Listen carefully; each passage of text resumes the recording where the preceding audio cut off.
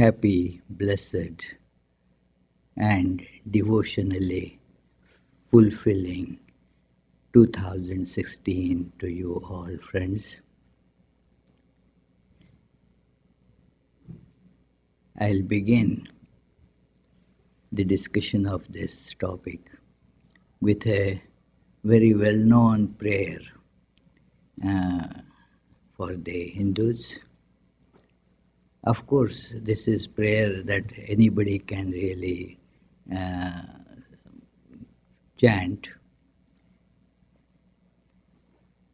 Tvamev mata cha pita tvamev Tvamev bandhuscha sakha tvamev Tvamev vidya dravinam tvamev Tvameva sarvam mama deva deva.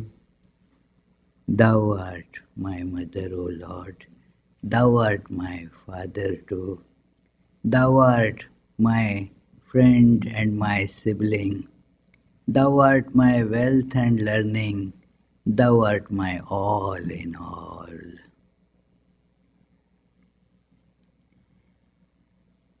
Today's discussion is about a very well-known theme in our everyday life as well as in the philosophical discussions, religious discussions, and that is how to get the maximum happiness or bliss. To get happiness is a human pursuit, and it is certainly seen as not limited only to human beings. But who wants to be miserable after all? Animals, even plants, they want to be happy. And so it is a search that we all are after. And one important thing that is noticed in this search is that there is no limit to it. We want maximum, means really infinite happiness that cannot be capped under any finite unit. I want infinite happiness. And therefore the title is like towards the ocean of bliss. Ocean is a symbol for infinite. Not really, the oceans are not infinite, but they stand as symbol for infinite here. The infinite, inexhaustible bliss. That is what we seek. And this bliss, how can it be obtained, is an eternal question in philosophical parlors as well as in our day-to-day activities that we are doing. Because all the activities that we do, they are consciously or unconsciously with the intention of becoming happy, more and more happy. With these activities, I feel my life will become happier than without them. That makes us do those activities. So our day-to-day life is also a reflection of this search for happiness. And the problem why the philosophy and religion has to enter into it is that it is not discovered. We keep on looking for it, we get glimpses of it, but it always keeps on, so to say, eluding us. Where to find it? The great philosopher he was in a way the last amongst the great old Greek philosophers, Plotinus. He has written a beautiful essay on happiness. And it is like the style of Plotinus. It is filled with, very penetrative, sharp inquiry into the nature of happiness and what we think about it in a common way. He sees that in the just in our common understanding, we connect a comfortable living with happiness. Well-being, in the sense of situations around us, like let me have enough money to live by, let me have a nice place to stay in, let me have a very healthy life to lead, and then there will be no dearth of happiness. That is a common understanding that many of us have, and naturally so, because some such thing when we are, say, in this in these temperatures, when we are in a warm place, we feel better, we feel more comfortable rather than out there in the cold. So, something something that tastes better to our palate seems to give us more pleasure than something that is bitter, that we can't find taste in it. So it seems that whatever brings a pleasurable sensation is connected to a comfortable life. And if I have that kind of comfortable life, then that is happiness. And so let me increase the comforts, and thus gradually, as they increase, I will start getting more and more happiness. And when I get maximum comforts, I will have maximum happiness. This is a common understanding. But Plotinus has shown that that is not the case at all, because even when you have this comfortable life, it is not necessarily happy. Moreover, we also see that many who do not have these so-called comforts, they also have same measure, if not more, of happiness. And therefore, you cannot really connect these two things. So then where lies the happiness? And here he says, in his discussions, in his philosophy, there comes the word which is used as identical with God. But it is good, with capital G, G-O-O-D, good. And God is supposed to be the climax of goodness. All that is good, that is kind of contained in God. So this good, supreme good, he says that with that good, the happiness comes in. When we are in touch with that good, we see our life becoming happy. And he also points out that that good is within us, that is not connected with any outer search, basically. And therefore, the touch of that goodness or that good brings us happiness. More touch of that good brings more happiness. And when we become that, when we are always conscious of being that good, we are in the ocean of bliss. And this is found in the lives of all great sages.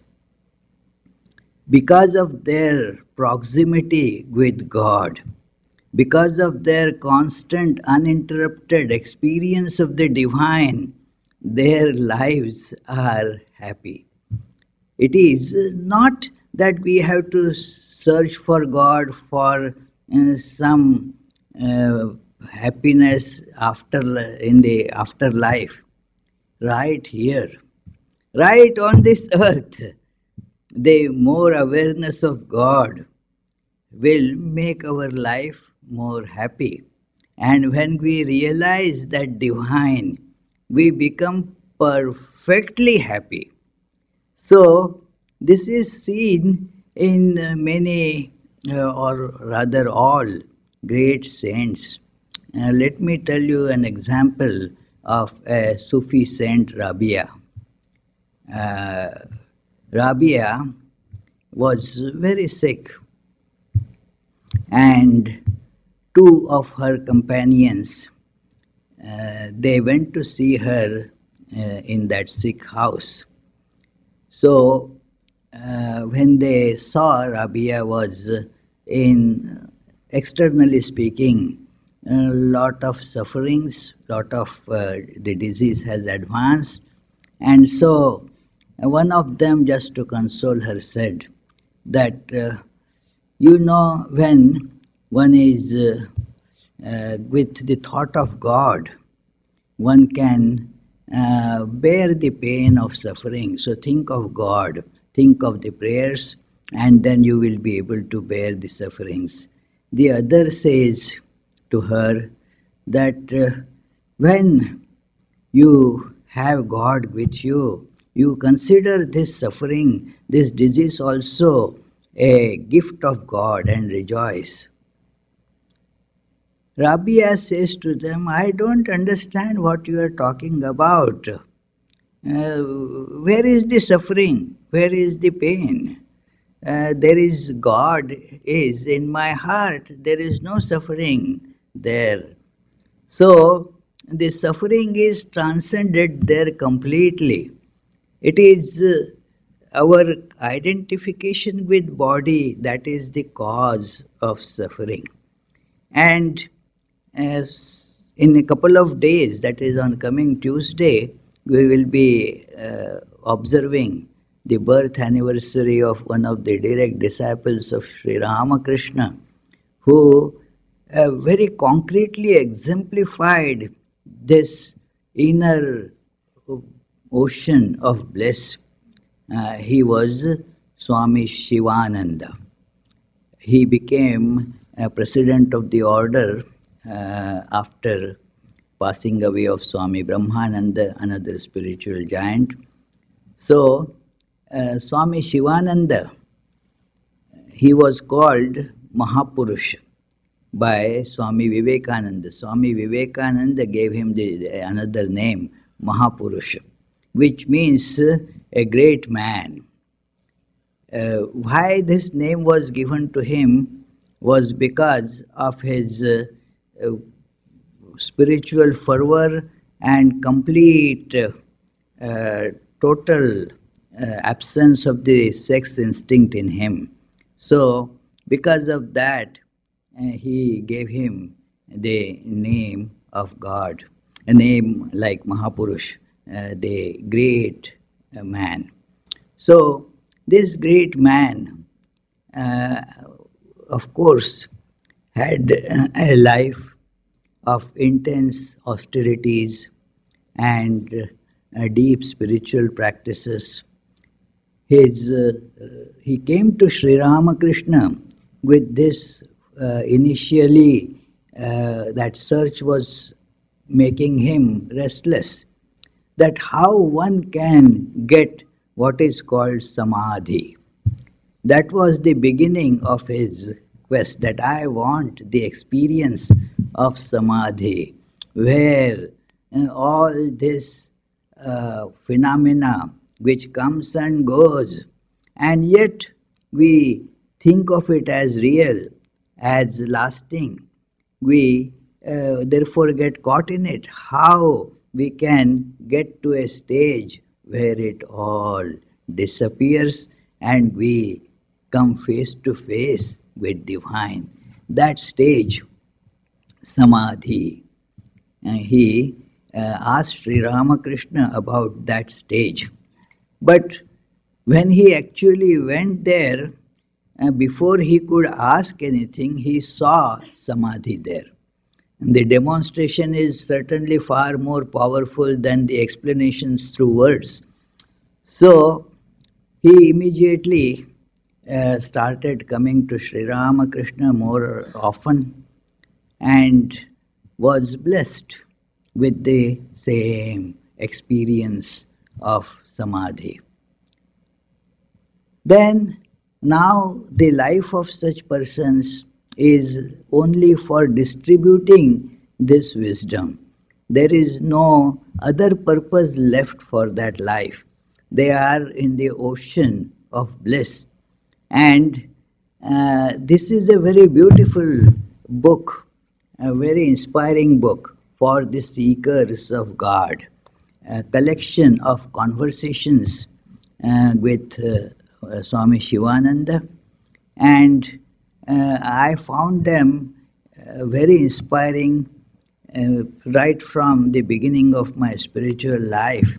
I found them great guidance in this respect, especially the uninterrupted joy that his life showed. That was very important for us to understand, because when it is spoken of that let us take up spiritual life, for many the problem is then it will be life of, you say, trials and tribulations, a lot of pain. I have to give up so many things. I have to give up all these dear things, and thus it will be life of lot of difficulties. I will have to, if I want God, and then it is prescribed that you have to renounce. You have to renounce. But we do not go a little deeper and understand what is the idea behind renouncing. The idea behind renouncing is renounce all that which causes blockage of this bliss. What makes the flow of bliss stop in our life? Only remove that blockage, renounce those things that we are hugging. In Bhagavad Gita, Lord Krishna explains to Arjuna, what I am telling you as yoga, and is yoga means to join. But there is a pun that Lord Krishna placed there, says that I really am going to teach you viyoga, means disjoining. Yoga means to join, but he says, tam vidyat dukkha sanyoga viyogam yoga samjnitam. That know that viyoga, which is called as yoga, but really there is no yoga with God, because that is what we really are. What we have to do is only to disjoin ourselves with the sufferings that we are holding on to. The very reason, or the only reason that we are suffering, is because we are holding on to that. And when we get disjoined from that, then, well, that is bliss. We will be able to experience it. All, each and every being will be able to experience it. Even Plotinus mentions this, that even plants should be able to experience that if they get this wisdom. Anyone who has this experience of the good will automatically have the experience of the supreme happiness. So here I have selected a few passages from this beautiful book to read out and to discuss a little bit about that. One young unmarried girl saluted the Swami, who touched her head and remarked, "They are all manifestations of the Mother, All women are various expressions of thee. That is a verse in a scripture, a text, Striya Samasta Sakala Jagatsu, that in Durga Saptashati or Chandi, this verse comes that, O Divine Mother, you manifest in the form of all women. So, and she asked, Maharaj, how is your body? Swami, my daughter, my body is not well, old as it is. How can it be in good health? Yeah, as the age increases, naturally the body starts, showing the problems. It is sometimes it shows early also, but as the age advances, they are all expected. Some time back, my dentist told me this was falling, this was giving pain, this was having trouble, and after trying to fix things, he said, Swami, well, we have to remember that we are not getting any younger, you say. So that's it. We are not getting any younger. So these physical afflictions are going to be there. Uh, Woman devotee, you eat so little. Swami, yes, I eat just a little rice and soup at noon and a little milk at night. More than that, I cannot digest. And besides, I do not have the inclination to eat this or that. Eating is necessary for the sustenance of the body. Therefore, I eat a little so that my body will last for some time and I can think about God. I have no other desire except to think and meditate upon God. If I see the Lord is in my heart, I am happy. He is very clear about it. When I am happy, when I see God in my heart, and this actually He is seeing all the time. This world is temporary. Parents, brothers, friends, and companions are all temporary. At death, one will leave behind this world and it will remain as it is. Only the Lord, who is the soul of our soul, exists at all times and will ever exist. He alone is eternal.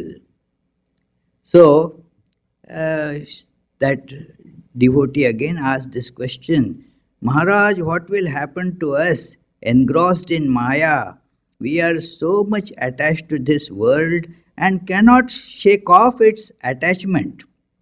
We have so much sorrow and yet we cannot rise above it. Swami, God alone is our goal. Take refuge in Him. He is our all in all. Thou art our father and mother. Thou art our friend and companion. Thou art our knowledge and wealth. Thou art all in all, O Lord. The verse that we chanted in the beginning. He is father, mother, brother, friend, companion, and all. Call upon Him earnestly. He will certainly be gracious. In this sorrowful world, He alone is peace. The Master used to speak. Master here refers to his teacher, Sri Ramakrishna. The Master used to speak of the camel's habit of eating prickly grass. The happiness of worldly person is just like that of a camel. Without the grace of God, my daughter, nothing can be accomplished. This camel's eating of the thorny grass is now there is no nutrition actually in that, but it keeps on eating it out of habit, out of attachment. The mouth bleeds and yet it cannot stop eating it. So the life of a worldly person caught in ignorance is like that, that in spite of so many problems, we are not ready to say bye-bye to these painful things, we again and again want to clutch to that, like that camel eating the thorny grass. So that is how these things are. So remember that and try to be away from that. And then we will see the life will become happy automatically. We don't have to do anything just to, to get away from that which brings pain. And not that the things bring pain, uh, the, the idea that they are mine and I need to hold on to them, that brings pain. When you see that God is pervaded in everything, then you have no pain. It is the attachment to this physicality that is the source of all pain. As we shall see, uh, these are conversations when he is almost bedridden, walks a little bit, but that also is giving him pain, but still immersed in bliss. In fact, he is oblivious that he is body. It was afternoon. As it was Sunday, there had been a crowd of devotees at the monastery. Mahapurushji's room was full of people. He was conversing joyously with all. A gentleman saluted the Swami and asked, "How are you, Maharaj?" Mahapurushji, "I am fine." Devotee, concerned, "But by looking at your body, one doesn't get that impression. Your body seems to be in very bad condition." Mahapurushji, "Oh, you are asking about the body. The body is not at all well, but I am fine." Talking about God with people, repeating the name of Lord and being engaged in similar ways, I am in excellent spirits. As long as Janaki, that is Sita, takes the name of Rama, she feels well. As long as I can repeat the name of Lord, I should say I am fine. The object of being born is to take the name of Lord. It is enough if we can do that. Hari Maharaj, Swami Turiyananda, another direct disciple of Sri Ramakrishna, used to say, "The body knows its pain, O my mind, be at peace." Let body have its pain. Why you should get involved in it? Let body, let it have its pain. If it has pain, well, it is its problem. Why should you get caught in that? Let it solve its problem. You don't have to worry. Let body have its pain. You be in bliss. So, what a beautiful statement. Pain and anguish belong to the body. He who dwells within the body is not affected by them. He is bliss itself. This is a very important statement in Vedanta, that the one who is within the body, our self, is not affected by the conditions of the body. Just as whether your coat is very good or torn here and there, that doesn't mean that your body is torn. So also this inner coat called body, if that is torn here and there, that doesn't mean that the soul is affected by that. So this is a very important thing, that it is bliss. So if I remain in touch with bliss, I am bliss. If I remain in touch with that which is by its very nature suffering, dukkham, then I will be in pain. So, one devotee said, Yes, he continues, all this confusion is due to our ignorance of Him, that is God. Devotee, our understanding does not go that far. We try to, say that, well, I am not, that is too deep for me. It is funny, that which is really nearest and easiest, we say that is too deep. And that which is almost impossible to get, we keep on running after it, thinking that that is easy. Because of Maya, things get inverted. That which is easy appears to be very difficult. And that which is really not just difficult, actually impossible, that appears to be so easy. So, this devotee says, but that is too deep, we are not at that level. Mahapurushji, you may, it is, and he says, what we want is your body should keep well. That is what he tells Mahapurushji. Mahapurushji, you may wish that, but I know that I am not the body. And people who have seen this, I have spoken to, I had that fortune to speak to quite a few Swamis who actually had witnessed these scenes with Mahapurushji.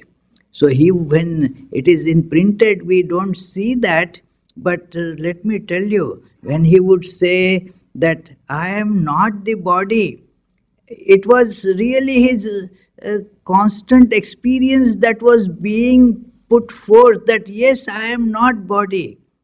When these words come with that conviction, the listeners accept it. Listeners are in fact automatically led to accept it. Otherwise, we say, well, the one who is so attached to body may just say, I am not body. That will not have any effect. But Mahapurushji had that unflinching awareness that I am not body. So, he continues, the relationship I have with you is not a physical one, and it will not be destroyed with the destruction of body. My child, the body is short-lived, but the spirit is eternal, and the relationship with the spirit is also eternal. However much you may try, this body cannot last always. Ram Mohan Roy expressed it beautifully. Preserved with care, straw or wood may last even for a cycle, but care cannot arrest the body's dissolution. Who is yours? To whom do you belong? Whom can you call your own? This ignorance must be eradicated to get the bliss. So, Mahapurush Maharajji continues in another passage that he says, the Master, that is Sri Ramakrishna, the Master has effaced from my mind the desire to travel back and forth. He was confined mostly to bed. Even taking a few steps was painful.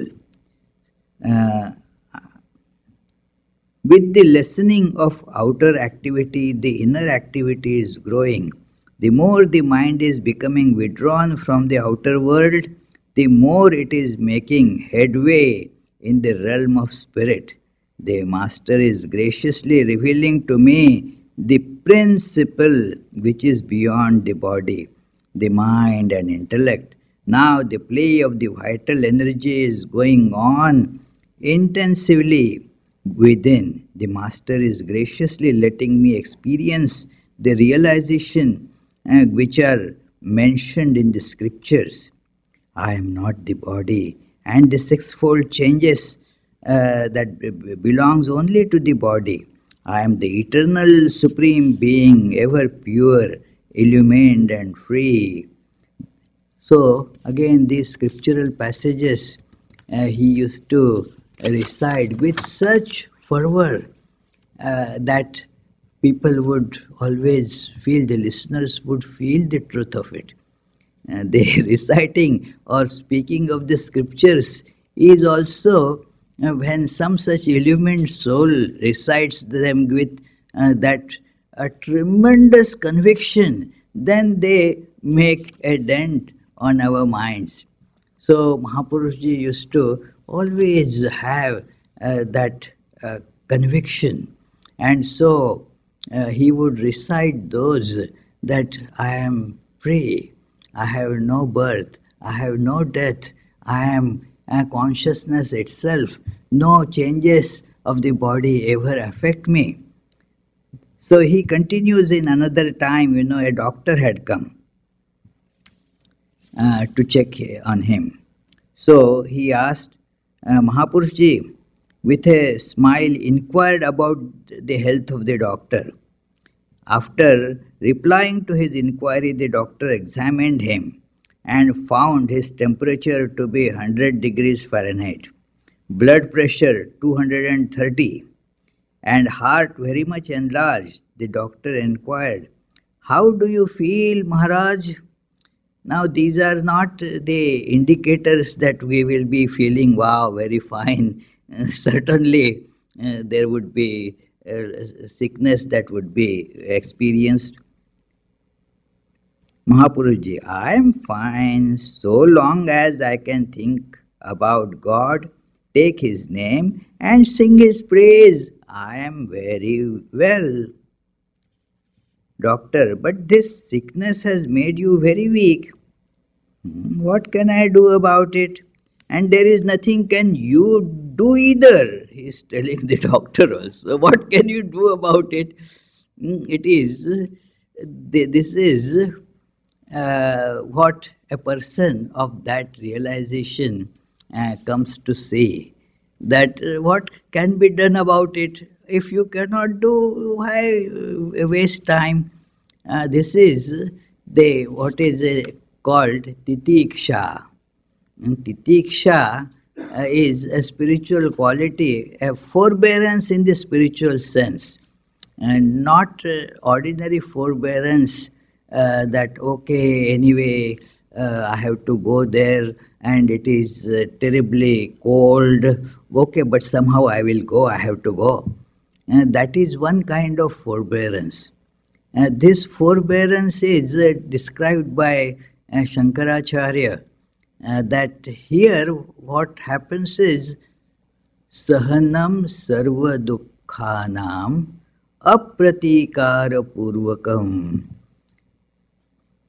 that it is a forbearance where there is no effort to somehow remove it.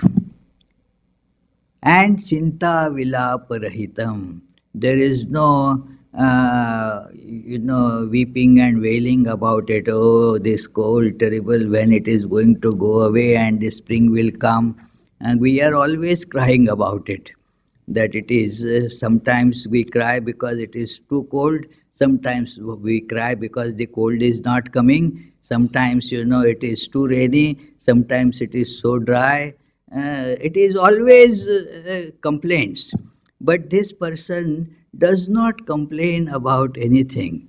So Mahapurush Maharaj, his life was like that. So what can you do about it? You also cannot do about it. One Swami, he was told, he used to live, I met him, and he used to live in a remote Himalayan resort, and was managing somehow, he had to beg his food, and he was living alone there. So he was told by a doctor when he was very old and had a heart attack or so, that okay, now you do one thing. You cannot stay there. Stay in the plains, in the city where you can be given quick care. You should stay there. And he, instead of arguing, he said, okay, I will do that, provided you can give me a guarantee that if I stay there, I will never have a heart attack. then I can go and stay there. And then the doctor kept quiet. So it is like that. What can you do about it? So let us lead life singing the glories of the divine. Uh, there was a, uh, as I began the talk about, telling the Plotinus idea about happiness and various amenities that surround us, that having a nice car or having a very beautiful, good, nice building to stay in, and having all the relatives and everybody around, and lot of money to spare. So these amenities, they are not connected with happiness. In fact, they, if at all, they become cause of more problems. So the talk started about that. It is May 30, 1932. He was really sick during that time too. The talk was about the progress of science in the West and the consequent increase of physical comfort and enjoyment in various forms, in which respect Western people were much better off than Indians. In this connection, Mahapurushji said, all that happiness is ephemeral after all. What substance do you find in all that? They can become inebriated by such momentary happiness just because they have not tasted the bliss of God. I tell you, my son, there is no happiness in lust and lucre. Whatever others may say, there is no happiness in lust and lucre. There is not a bit of it, none at all, no matter where you are in heaven or elsewhere, and whether you are a man of learning or anything else. This is declaration of God Himself. In the Chandogya Upanishad also, it is said that that which is infinite is bliss. There is no happiness in the finite. This Chandogya Upanishad statement he used to utter quite often, that it is Bhuma eva sukham nalpe sukhamasti. The infinite alone is bliss. In finite there is no happiness. Na alpe sukhamasti. This statement, is to be pondered upon. We may think that in infinite there will be infinite bliss, but in finite there will be at least some happiness. In finite there will be some happiness. No, the scriptures don't say that there will be some little happiness in them. Scripture, the Chandogya Upanishad categorically says that in finite there is no happiness, na alpe sukhamasti. And so that is Swami Shivananda is describing that. True happiness lies in that infinite reality. That alone should one know.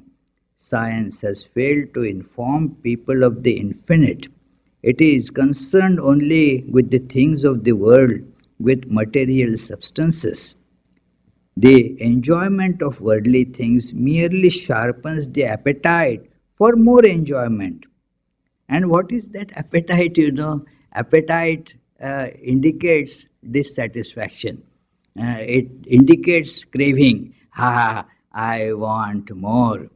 And that is what happens by having enjoyment, as he gives that illustrations from Mahabharata here. The desire for pleasurable objects can never be satiated through enjoyment. It increases ever more like a fire in which clarified butter is poured. So this is his teachings, his life. One incident to conclude is to show how he was completely unconcerned, or was not at all thinking of him as body. As he was president of the order and guru to many, as he was lying sick there, many of his disciples and swamis, they were giving physical service to him. Somebody would bring food, water, somebody would massage his feet, somebody would be, means all this physical service was given to him. And they had that little pride that we alone got the opportunity to serve him. We are so blessed, we are so lucky. And he could easily see that. He had mentioned in one of these conversations that you cannot hide anything from me. Just a glance tells me what is inside your mind. So he saw that and started telling them, you know that you are serving this body. After all, what is this? Who is in this? It is Sri Ramakrishna alone. God alone is here. You are serving really God. You are serving Sri Ramakrishna by serving this body. And so feel happy about it. And not only you.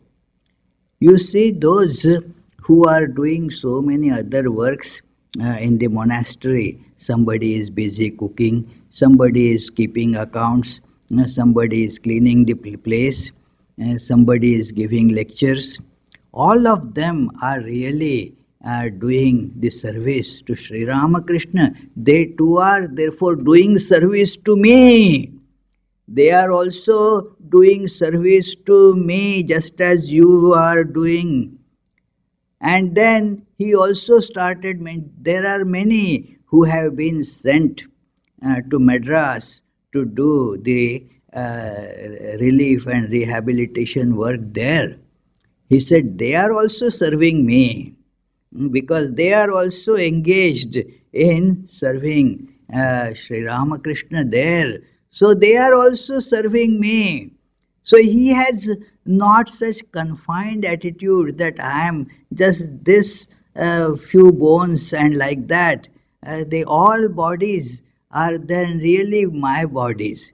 It is not that only one particular body is I. This is a very important statement that it is not that the I here and I there in, say, Eric is different. The body is different. The mental get-up is different. But the I is same in all. There is no difference in that. When you get this awareness, how can you feel that this is my body and that is somebody else's body? Not possible. Just as I cannot say that this is my eye and that is somebody else's eye. It is so also this gets expanded infinitely that all bodies, the eye is same. And this is the highest realization. And here then there is never any dearth of happiness. That person doesn't get bliss. It is a very weak statement that that person gets bliss. That person becomes bliss. Is bliss alone. So that is the state of Swami Shivananda. Salutations to Swami Shivananda. Any questions? Yes, Charles? You talked about not identifying with the body. What about the mind? How can you not identify with the mind? Well, it is, if you want to separate like that, you have to learn to disidentify with mind also. Many times in these discussions, the body is a comprehensive word with the gross body and subtle body included in that. So it is mind is in Vedanta philosophy is a part of what is called subtle body. So, when we say that disengagement or disentanglement from body, it means all bodies, mind too. But one has to begin with the gross body. Yeah.